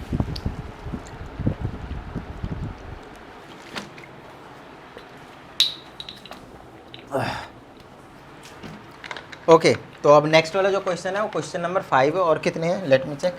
क्वेश्चन नंबर 6 भी है, क्वेश्चन नंबर 7 भी है, उसके बाद नहीं है, ठीक है। तो क्वेश्चन नंबर हम अभी 5 पे हैं, और लगेगा थोड़ा सा टाइम, है ना, तो लग जाएगा अभी मेरे हिसाब से 15 से 20 मिनट और लग जाएंगे। इसको चेकआउट करते हैं। ए particle of mass m carrying negative q1, मतलब माइनस का चार्ज और q1 चार्ज है, is moving around a charge q2 along a circular path of radius r, prove that the period of revolution of the charge negative q1 about positive q2 is given by this much। बड़ा ही अच्छा question है, पढ़ तो लिया, मेरे तो समझ में आ गया, आपके समझ में नहीं आया तो अभी मैं आप लोगों को समझा देता हूँ। यहाँ पे याद कीजिए, जब मैं आपको लिमिटेशन पढ़ा रहा था तो उस टाइम पे हमने आपको बताया था कि कम से कम एक चार्ज स्टैटिक होना चाहिए, उसके बाद एक चार्ज जो है वो रिवॉल्व करे, आसपास घूमे, या फिर 50 चार्ज घूमे, कोई टेंशन वाली बात नहीं। एटलीस्ट एक चार्ज स्टैटिक होनी चाहिए, रेस्ट पे होनी चाहिए। यहाँ पे भी वही बोलता है, मैं क्वेश्चन आपको समझाता हूँ। पहले तो कहा जाता है प्लस का Q2 है, एक चार्ज है, और एक माइनस का Q1 है, ये वाला रेस्ट पे है, ये जो चार्ज है आपके पास वो रेस्ट पे है, और ये इसके एक सर्क्यूलर पाथ में घूम रहा है इसके चारों साइड इस तरीके से, जिसके रेडियस जो है वो R है, जिसकी रेडियस जो है वो R है, कुछ इस तरीके से रिवॉल्व कर रहा है, ठीक है। आगे चलिए, अब हमसे कहा जाता है कि ये जो चीज़ है वो रेवोल्यूशन की बात कर रहा है, कि अगर ये एक रेवोल्यूशन जितना लगाएगा उसका जो टाइम पीरियड निकल कर आएगा वो ये चीज़ निकल कर आएगी, ऐसा हमसे बोला गया है। तो यार टाइम पीरियड तो हम निकाल ही लेंगे, अब कैसे निकालेंगे वो चीज़ देखिए। टाइम पीरियड कैसे निकाल सकते हैं हम, यहाँ पे वो चीज़ के अगर बारे में बात करते हैं तो टाइम पीरियड देखिए, आपको पता होना चाहिए speed is equal to distance upon में टाइम होता है, तो टाइम का फॉर्मूला लगाएंगे तो डिस्टेंस अपॉन में स्पीड आ जाएगा। देखिए जो छोटी छोटी चीज़ें हम पढ़ते हुए आते हैं ना, वही कंसेप्ट लगता है। कोई यहाँ पे हम रॉकेट साइंस नहीं लगा देते हैं, हालांकि रॉकेट साइंस ही है ये रॉकेट साइंस ही है भाई, ठीक है ना। यहाँ पे जो कंसेप्ट अभी हम यूज़ कर रहे हैं वही रॉकेट साइंस में भी यूज़ होता है, तो समझिएगा इसको अच्छे से, आप साइंटिस्ट बन जाएंगे। चलिए, तो डिस्टेंस कितना होगा, रेवोल्यूशन की बात कर रहे हैं। रेवोल्यूशन मतलब यहाँ से लेकर वापस यहीं पर आ गए, कितना डिस्टेंस कवर किया, circumference of circle, perimeter, that is 2 pi, radius कितना है r, 2 पाई r, ठीक है। स्पीड अपने को नहीं पता, वेलोसिटी, स्पीड या वेलोसिटी कुछ भी बोल दीजिए, स्पीड अपने को निकालना पड़ेगा। स्पीड अगर हमने निकाल लिया और यहाँ पे हमने पुट कर दिया तो अपने आप ये चीज़ आ जाएगी। अब ये स्पीड कहाँ से आएगा, बोले तो वेलोसिटी कहाँ से आएगा, वो चीज़ निकालने का एक बड़ा ही तगड़ा सा सिस्टम है। तो उसके लिए हम क्या करेंगे, यहाँ पे एक दिमाग लगाएंगे और 100% इन दोनों के बीच में एक फोर्स ऑफ अट्रैक्शन लगेगा, जिसको हम बोलेंगे इलेक्ट्रोस्टैटिक फोर्स। ये वाला चार्ज, इन दोनों के बीच में एक फोर्स और अट्रैक्शन लगेगा या नहीं लगेगा, लगेगा। इलेक्ट्रोस्टैटिक फोर्स बोलते हैं उसको, बोलते हैं। तो हमारा इलेक्ट्रोस्टैटिक फोर्स हो गया, ठीक है, इतनी बात, गॉट इट, ओके। अब नेक्स्ट क्या बात है हमारे पास यहाँ पे, उसको देखेगा बहुत ही अच्छे तरीके से। सिंपल सा लॉजिक है, इनके बीच में एक इलेक्ट्रोस्टैटिक फोर्स लगा और जब भी हमारे पास ये वाला प्लस वाला चार्ज है, इसको मान लीजिए अपनी तरफ खींच रहा है, ये भी अपनी तरफ खींच रहा होगा, मतलब इन दोनों के बीच में क्या है, फोर्स लग रहा है, इलेक्ट्रोस्टैटिक फोर्स लग रहा है। हमेशा एक सेंट्रीपिटल फोर्स लगता है कब, जब कोई भी बॉडी सर्कुलर मोशन कर रहा होता है, सर्कल में घूम रहा होता है, इस तरीके से रिवॉल्व कर रहा होता है, वो बॉडी हमेशा बाहर जाने की टेंडेंसी करता है, कुछ इस तरीके से। ये सर्कल वाला पाथ है, बॉडी अगर घूम रहा है तो ये चाहता है कि मैं इधर चला जाऊं, लेकिन एक फोर्स होता है जो अंदर की तरफ इसको खींच के रखता है, हर पॉइंट पे अंदर की तरफ खींच रहा होता है, हर पॉइंट पे, और यहाँ पे भी हर पॉइंट पे इलेक्ट्रोस्टैटिक फोर्स लग रहा होगा, and that force is called centripetal force, FC. FE हो गया इलेक्ट्रोस्टैटिक फोर्स जो इन दोनों के बीच में लगेगा, एफसी हो गया सेंट्रीपिटल फोर्स। आप मुझे एक बात बताओ, इन दोनों फोर्स में से अगर एक भी फोर्स कम और ज़्यादा हो गया ना, कोई सा भी फोर्स कम या फिर ज़्यादा हो गया ना, तो ये बॉडी सर्कुलर पाथ को कवर नहीं करेगा, रिवॉल्व नहीं करेगा। रिवॉल्व करने की कंडीशन ही यही है कि इलेक्ट्रोस्टैटिक फोर्स और जो सेंट्रीपिटल फोर्स है वो दोनों ही इक्वल होंगे ही होंगे, और कोई ऑप्शन ही नहीं है। तो यहाँ से आपके पास जो है वो देखने को मिल जाएगा। अब इलेक्ट्रोस्टैटिक फोर्स तो हमें पता है K(Q1 Q2) डिवाइडेड बाय में R² होता है। सेंट्रीपिटल फोर्स याद कीजिए mv²/r होता था। बॉडी का क्या मास है, कितनी वेलोसिटी से मूव कर रहा है, और ये सर्कल का रेडियस कितना है, mv²/r, this is called centripetal force. 11th class से याद कीजिए। क्या इतनी बात समझ में आ गई आप लोगों के? डन है, क्लियर है, ठीक है। चलिए आगे की बात कर लेते हैं अब हम, ठीक है, आगे की बात कर लेते हैं। हमारा टारगेट था v निकालने का। अब यहाँ से हम इस वाले को और इस वाले को इक्वल रख दूंगा ना, तो मेरा v जो है वो आ जाएगा। इसमें देख लीजिए क्या क्या लाना है, एप्सिलॉन नॉट लाना है, इसका मतलब k की जगह पे 1/4 एप्सिलॉन नॉट पुट कर देंगे तो हमारा जो काम है वो बन जाएगा, और कोई टेंशन वाली बात नहीं है, ठीक है। चलिए, तो इन दोनों फोर्स को मैं क्या करता हूँ, इक्वल करता हूँ, और मैं इसको मैं फर्स्ट इक्वेशन पहले ही बोल देता हूँ ताकि बाद में पुट कर दूँ मैं इसी में, ठीक है। टाइम पीरियड निकालना तो हम निकाल देंगे। अब हम यहाँ पे रख देते हैं इलेक्ट्रोस्टैटिक फोर्स और सेंट्रीपिटल फोर्स को इक्वल, तो K(Q1 Q2) डिवाइडेड बाय में R² और इज इक्वल टू में FC mv²/r। यहाँ से हमें v निकालना है और कुछ नहीं। अच्छा, v निकालना है तो आ जाएगा K(Q1), इसको मैं क्या करता हूँ, ऐसा कर देता हूँ, 1/4πε0 कर देता हूँ, ये R² कर देता हूँ, Q1 Q2 कर देता हूँ। एक R से एक R को उड़ा दो पहले, थोड़ा सा आसान हो जाएगा। एक R से एक R कट गया ना, तो मेरे पास बच गया इसके जगह पे 1/4πε0 इंटू में R, और ये बच गया Q1 Q2 और इज इक्वल टू में mv², और v को m को इधर ले आता हूँ, है ना, तो डिवाइड में आ जाएगा, तो इसके जगह पे m आ गया, तो v² ये आ गया। अब हमें सिंपल v निकालना है, तो v इसको हटाता हूँ और v के इधर रूट लगा देता हूँ, तो सिंपल v निकल के आ गया ना, तो हमने वेलोसिटी निकाल दिया। यही चीज़ हो गया, काम हमारा हो गया, हमारा काम। इसको फर्स्ट में पुट कर देते हैं। अब फर्स्ट क्या था, थोड़ा सा छोटा कर लेते हैं, तो आपके पास फर्स्ट जो है वो टाइम पीरियड है 2πr और डिवाइडेड बाय में क्या है v, तो ये आ जाएगा time is equal to 2πr, ऐसे ही रखूँगा, v की जगह यही चीज़ रख दूंगा, तो ये आ जाएगा अंडर रूट में Q1 Q2 डिवाइडेड बाय में 4πε0 rm, ठीक है। अब इसको मैं थोड़ा सा रेसिप्रोकल कर देता हूँ, आसान सी चीज़ है, कोई टेंशन वाली बात नहीं है। तो ये आ जाएगा time period is equal to 2πr, ये वाली चीज़ क्या होगी, नीचे वाली ऊपर चली जाएगी, ऊपर वाली नीचे आ जाएगी, ठीक है ना। तो इसको मैं ऐसे रखूँगा, अंडर रूट में Q1 Q2, और ये जो चीज़ है ऊपर चली जाएगी, तो अंडर रूट में ही रहेगा वो 4πε0 rm। या फिर आप इसको ऐसे लिख सकते हो, रेसिप्रोकल करके आप इसको मल्टीप्लाई में लिख सकते हो। तो ये आ जाएगा time period is equal to 2πr, और मल्टीप्लाई में आ जाएगा ऐसे, ये ऊपर चली जाएगी 4πε0 rm, और ये Q1 Q2 आपके पास नीचे चली आएगी। अब हमारे पास जो चीज़ें हैं वो सारे के सारे अंदर हैं, तो हम क्या करेंगे, ये बाहर वाली को भी अंदर ले आएंगे।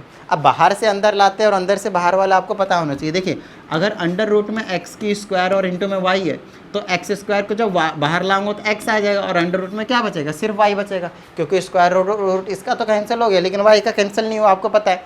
अब एक बात बताइए, अगर मैं इसको मैं अंदर लेकर जाता हूँ तो अंडर रूट में मैं x² y नहीं लिख सकता क्या?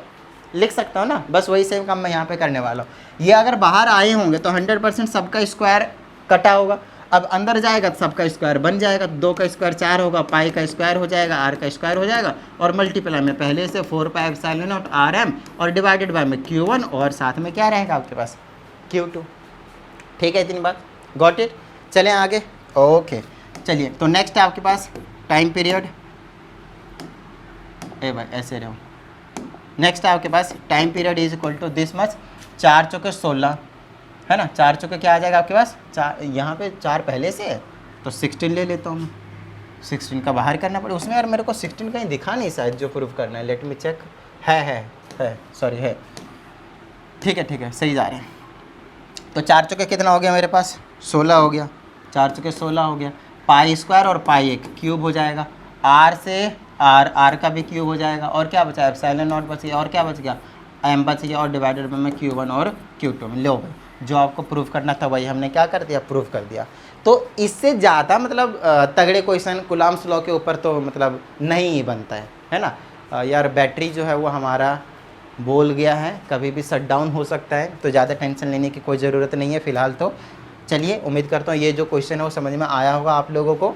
तो चलिए लास्ट क्वेश्चन जो है हम अपने यहाँ पे डिस्कस कर लेते हैं, और वो है आपके पास क्वेश्चन नंबर 6। देखिए इसमें कहा जाता है 2 आइडेंटिकल मेटालिक स्फेयर्स। तो 2 आपके पास यूँ समझ लीजिए बॉल है भाई, है ना, फटाफट देख लेते हैं यहाँ पे, बड़ा इंपॉर्टेंट क्वेश्चन है आपके पास।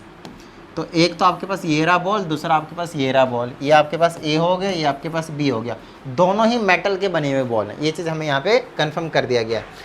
और कहा जाता है A and B each carrying या चार्ज क्यू, है ना, दोनों चार्ज क्या कर रहे हैं, क्यू कर रहे हैं, Q1 नहीं कॉमा है, ठीक है, क्यू चार्ज, दोनों के पास चार्ज कितना है, क्यू चार्ज है। Repel each other with a force F. अब ऑफ कोर्स ये भी प्लस का होगा या फिर ये भी प्लस का होगा, या फिर ऐसा भी हो सकता है ये भी माइनस का होगा तो ये भी माइनस का ही होगा, तभी ये दोनों एक दूसरे को क्या। ओके तो कैमरे की बैटरी शट डाउन हो गई थी, तो चलिए फटाफट देख लेते हैं यहाँ पे क्या है कहानी। तो दोनों रिपेल करें तो मतलब 100% दोनों ही पॉजिटिव होंगे या फिर दोनों ही नेगेटिव चार्ज होंगे, इतनी बात हमें यहाँ तक समझ में आ चुकी है। अब आगे की क्या कहानी है उसको हम देख लेते हैं। A third metallic sphere C of same charge but of same size but uncharged is successfully made to touch the spheres A and B, ठीक है ना। अब चीज़ों को बहुत अच्छी तरीके से समझिएगा। and moved away, what is the force of repulsion between A and B। बड़ा ही आसान सा क्वेश्चन है, समझिएगा, यहाँ पे बड़ी छोटी सी चीज़ है, कैसे समझना है उसको समझाता हूँ अभी यहाँ पे, है ना। आई है, चलिए इन दोनों के बीच का कुछ ना कुछ डिस्टेंस होगा, नो प्रॉब्लम, हमें यहाँ पे अभी डिस्टेंस के बारे में कुछ कहा नहीं गया, हमें अपनी तरफ से कुछ ना कुछ डिस्टेंस लेट कर लेते हैं, दैट इज़ आर। अच्छा कहा जाता है एक सी चार्ज आता है जो बिल्कुल सेम साइज़ का है, सब कुछ सेम है, बट जो आपके पास वो है वो अनचार्ज है। वो क्या है, अनचार्ज है। अनचार्ज मतलब उसके ऊपर कुछ भी चार्ज नहीं है, वो एक न्यूट्रल बॉडी है। और अगर एक न्यूट्रल बॉडी एक चार्ज बॉडी के पास आता है तो याद कीजिए चार्जिंग बाय इंडक्शन हमने आपको समझाया था। अच्छा कंडक्शन समझ लीजिए क्योंकि इसके कांटेक्ट में लाया गया है। तो एक चार्ज पहले से है जो कि चार्ज है, मान लेते हैं किस तरह से पॉजिटिवली चार्ज है, और एक न्यूट्रल बॉडी आता है जिसके ऊपर 2 प्लस के और 2 माइनस के हैं, न्यूट्रल बॉडी है। तो ये क्या करेंगे, इक्वली डिवाइड कर देंगे आपस में, इस तरह से आएंगे आपस में कॉन्टैक्ट में आएंगे, तो जो नया वाला स्फीयर बनेगा दोनों में इस तरह से दोनों फिर अलग अलग हो गए, तो इसके ऊपर +3 का चार्ज आ जाएगा और इसके ऊपर भी +3 का चार्ज आ जाएगा। क्यों, क्योंकि ये +3 जो दोनों में इक्वली डिस्ट्रीब्यूट हो जाएगा। हालांकि इन दोनों ने एक दूसरे को कैंसिल कर रखा है, that's why this body was neutral body, got it. चलिए तो यहाँ पे भी सेम वही होता है, जो चार्ज बॉडी होता है वो अपने चार्ज को क्या करता है, इक्वली डिवाइड कर देता है। तो ये तो आपके पास Q है, ये वाला एक नया चार्ज आया Q आया, जिसके ऊपर बिल्कुल भी कुछ भी चार्ज नहीं है, लेकिन चार्ज जो भी होगा इसी के ऊपर Q चार्ज है। तो Q चार्ज को क्या करेंगे, 2 पार्ट में डिवाइड कर देंगे। तो इसके पास अगर मैं इसके कांटेक्ट में लाता हूँ तो 2 बॉडी होंगे, पहला बॉडी दूसरा बॉडी, इसके ऊपर भी Q/2 चार्ज आ जाएगा और इसके ऊपर भी Q/2 चार्ज आ जाएगा। बोलिए क्यों, क्योंकि पहले बॉडी के पास पहले से +Q चार्ज मान लीजिए था, -Q मान लीजिए, एक ही बात है, कोई टेंशन वाली बात नहीं है। नया वाला बॉडी आज जिसके ऊपर कुछ भी चार्ज नहीं है, कुछ भी चार्ज नहीं है, मानिए अगर इसके पास 10 रुपये था, इसके ऊपर कुछ भी चार्ज नहीं है, कुछ भी रुपये नहीं है, 0 रुपये है, और ये दोनों आपस में कॉन्टैक्ट में आया, और मैं आपको कह रहा हूँ कंडक्शन की वजह से आपस में इक्वली डिवाइड हो जाएंगे, जितने भी पैसे होंगे या फिर जितने भी चार्ज होंगे। तो कितना कितना डिवाइड हुआ, 5 डिवाइड हुआ ना, इजीली समझ में आया। अब क्योंकि Q चार्ज था इसके पास तो Q/2 इसके पास बचेगा और Q/2 इसके पास बचेगा, मतलब Q का आधा इसके पास बचेगा और वही Q का आधा इसके पास आ जाएगा। तो वही चीज़ मैं आपको यहाँ पे समझाने की कोशिश कर रहा हूँ। अब यहाँ पे क्या कहने की कोशिश कर रहा है कि Q चार्ज को हमने A के साथ भी कॉन्टैक्ट में लाया और B के साथ भी। जब A के साथ लाया तो इसके पास कितना चार्ज आ गया, Q/2, और जो C चार्ज था, C वाला जो बॉडी था बेसिकली, उसके पास कितना चार्ज रहा, उसके पास भी Q/2।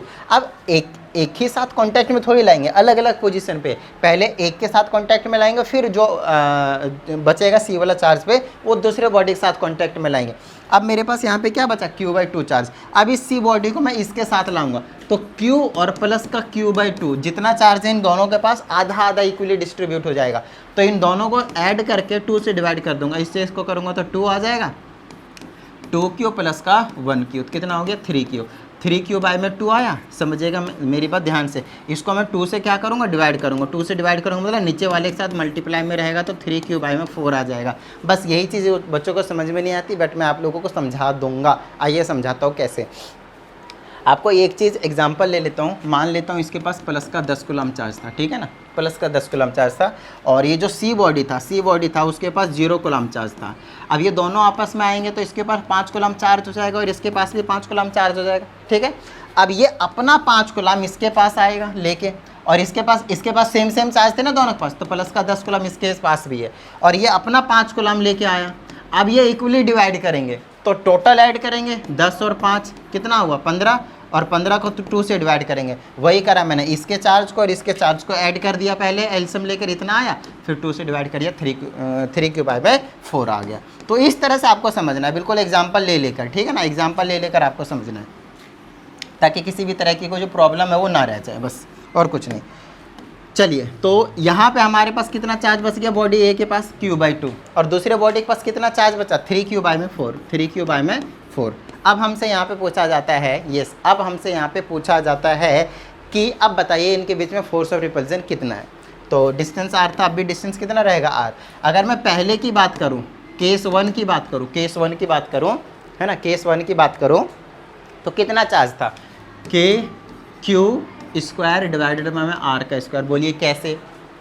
बोलिए कैसे, सिंपल सा लॉजिक है, Q1 Q2 होगा, Q1 Q2 दोनों सेम चार्ज थे, Q का स्क्वायर हो गया डिवाइडेड में R का स्क्वायर हो गया। अब यहाँ पे आ जाते हैं, यहाँ पे चार्ज में फ़र्क आ चुका है, तो फोर्स जो होगा F2, जो फोर्स की बात कर रहा हूँ मैं, नया वाला फोर्स जो बात कर रहा हूँ मैं, वो K हो जाएगा, Q1 के जगह Q/2 हो जाएगा, और Q2 की जगह 3Q/4 हो जाएगा, और पूरे के नीचे R का स्क्वायर हो जाएगा। बताइए किस तरह की कोई प्रॉब्लम।